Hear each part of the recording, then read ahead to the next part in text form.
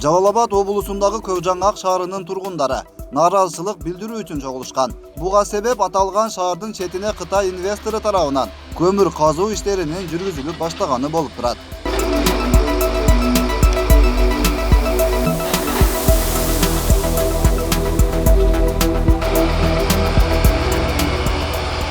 Мына бүгүнкү күнү азыр мына декабрдын аягы болуп калды. Бул иш-чара октябрда башталган. Октябрдан бери шаарыбыз, Көкжаңак шаарыбыздын элдери бул кооптуу болуп атат бизге. Бул карьер ачык карьер экен. Бул негизи келгенде подземный казабыз деп келишкен экен. Бирок бүгүнкү күнү булар открытый казып атышат. Булар айткан талапта эмес экен. Биз октябрь айынан бери ушул маселени чече албай атабыз. Биз шаардык кеңеште мына шаардын депутаттары сессия өткөрүп, буну сессияда дагы караганбыз ар түрдүү маселеде. Ошондо биз төрага айтканбыз, төрага мэрди чакырып, мэрге айтканбыз. Буну жогору жакта эгерде биздин күчүбүз жетпесе, жогору жакка буйруйлу. Каерде тиешелүү специалисттер келсин дагы биздин бүгүнкү күнү мына сууга кооптуу болуп атат элдин кайрылуусу. Мына жерде биздин эс алуу, балдар эс алуу борборубуз бар, соц объект, лагерибиз бар, Барчын лагерибиз. Ушул лагердин границасына бүгүнкү күнү мына атыбал түшө баштады. Мына суу шаарыбыздын 3/1 бөлүгү ичүү суубуз бул. Ушул сууга мына атыбал түшө баштады. Бүгүнкү күнү биздин талабыбыз ушул сууну булгабасын, биздин лагерибизге кооп табал жаратпасын. Ошондой эле мына тоонун арагында 40-кварталыбыз бар. Биякта кооптуу аймактар бар. МЧСтен красный зонага чыгарып жаракаларыбыз бар. Бул көчкү кетсе, наркы шаарыбызды толугу менен каптап кетет. Ошол биздин талабы, элдин талабы бүгүнкү күнү, элдин талабы. Ушул 3 маселени карап берсин деп биз өкмөттөн сурандып атабыз.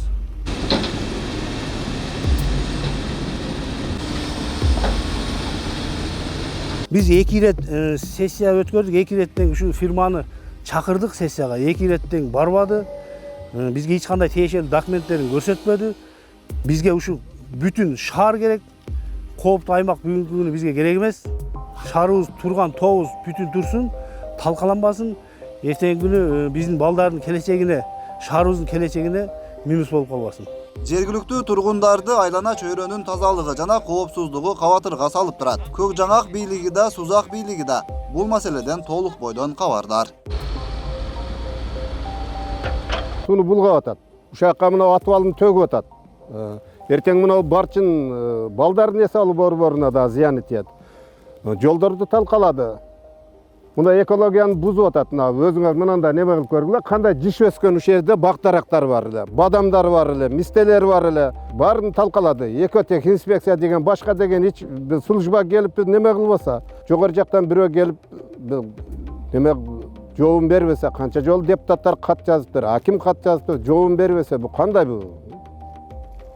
Туура эмес да, элге зыяны тийип атат. Эртең мына жерде мына жерге суу топтолуп кетсе, ошо суу мына почва азыбы киже кеткен, мына грунттар мында немеде төгүлүп атат атыбал. Мындан бошогондо ушул суу кетсе, мына биздин немен Көкжаңактын элин үйүнөн бери неме болуп апат болгону турат да, мындайчасын айтканда. Суу кир агып атат да, ушундан ичип тунутуп ичип атабыз. Мына биздин иче турган суубуз мына булактарыбызды оюп атышат. Экологиябызды бузуп атат. Мына ол жактан чыккан атыбалдын бардыгын алып барып туруп ошо булактан өткөн суунун үстүнө төгүп атышат. Ал сууну биз кантип ичебиз? Бул суулар барып туруп водозаборго түшөт. Водозабордон анан бизге барып атат. Биз кандай кант жашашыбызды дагы билбей калдык.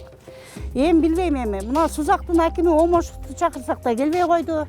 Биздин көйгөйүбүздү бир эле 86-жылкы бала чечип атат. Сальпиев Гүлжигит деген бала чечип атат. Ал Гүлжигит Көкжаңакка вообще караштуу эч нерсеси жок, бул жерде жашабайт. Арендага кичинекей жерди алды дагы, аны кытайларга сатып берип, мына эми биздин шорубузду кайнатып атат.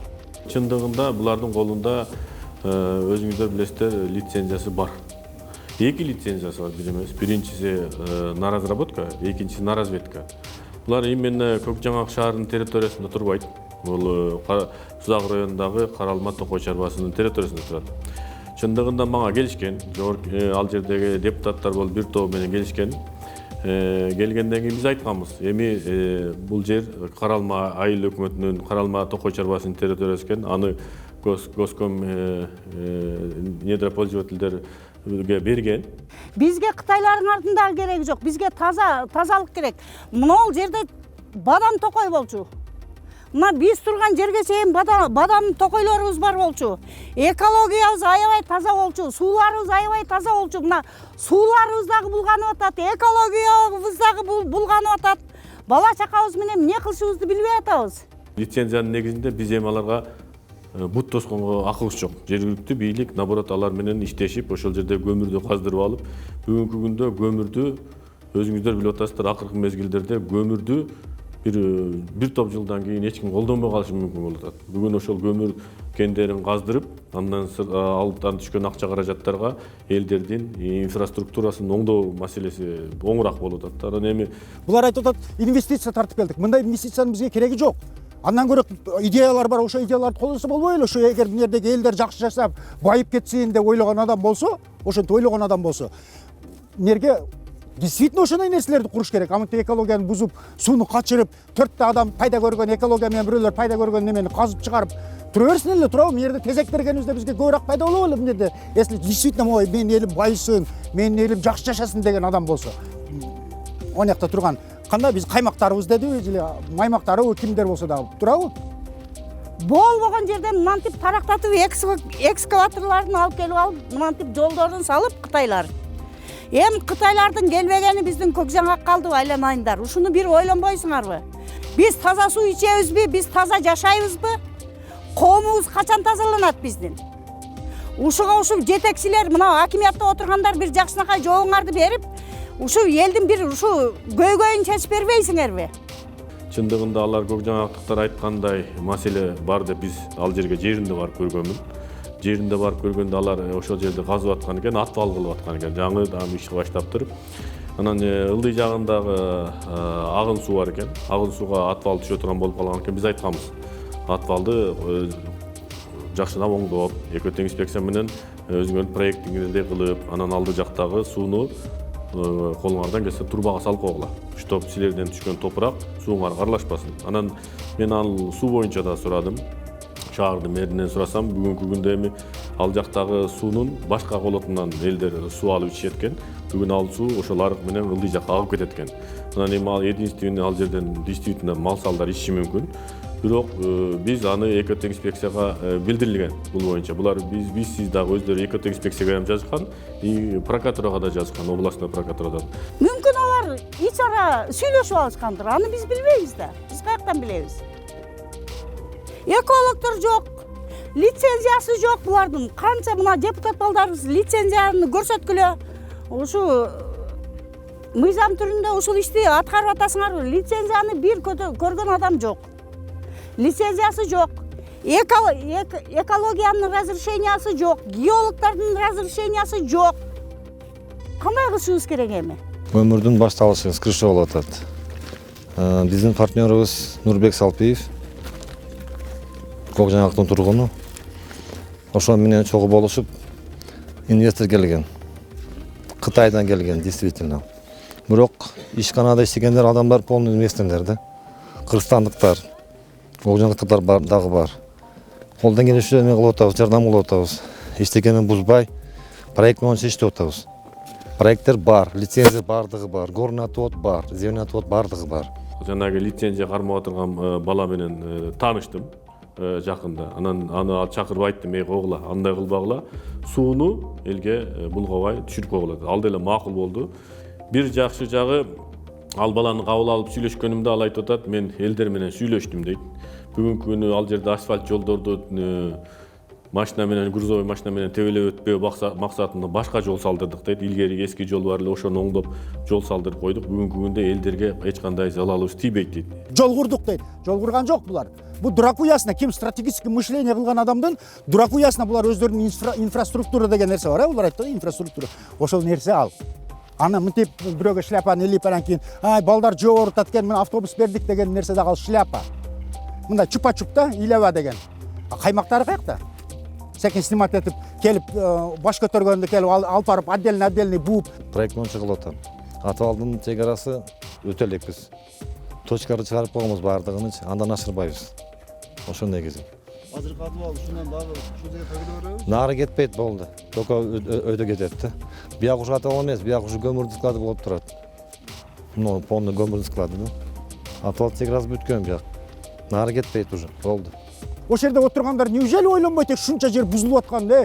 Токтогула, Бул не кылып атканыңар деген неме келбейби буларга? Мен ошо такыр түшүнбөйм да, мынтип карап туруп.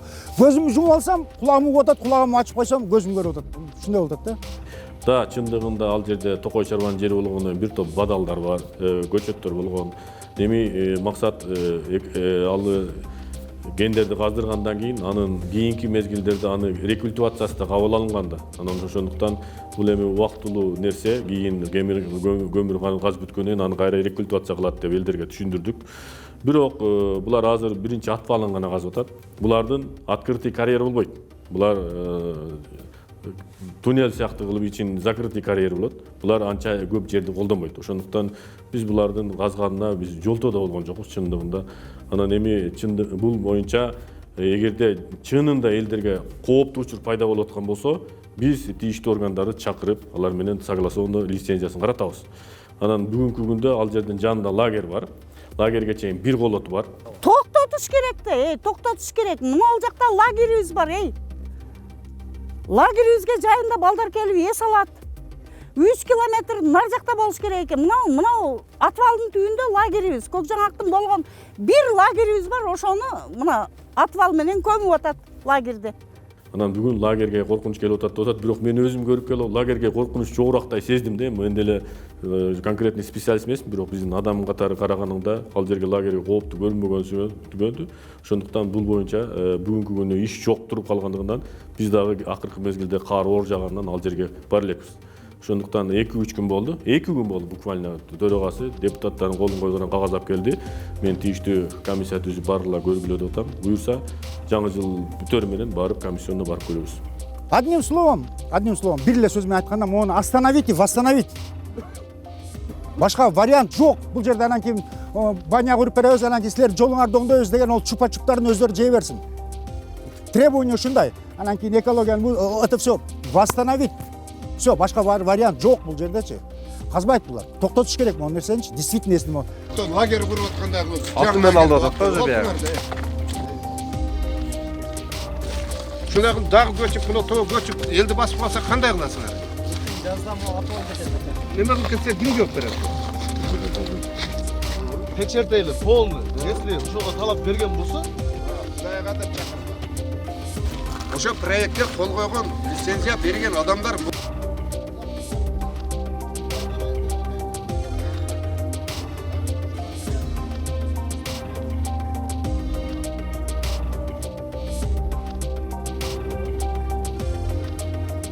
Биз тийиштүү органдарга кат жолдодук.